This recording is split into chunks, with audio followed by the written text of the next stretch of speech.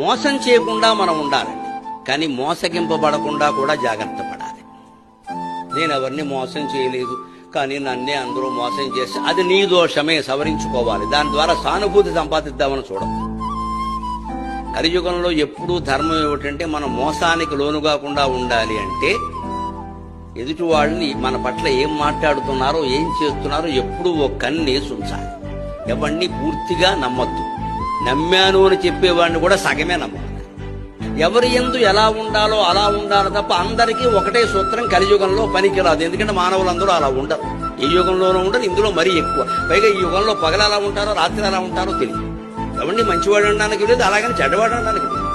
లోకం అంతా చెడిపోయిందంటే మీరు గమనించండి. ఒక 10 ఏళ్లుగా గుళ్ళల్లో పూజలు పెరిగాయి, తీర్థయాత్రలు పెరిగాయి, పూజలు పెరిగాయి, అన్ని హారతులు పెరిగాయి. ఇలా ప్రవచనాలకు జనం రావడం కూడా విపరీతంగా పెరిగింది. కానీ ధర్మము నీతి పెరిగిందని చెప్పగలరా మీరు?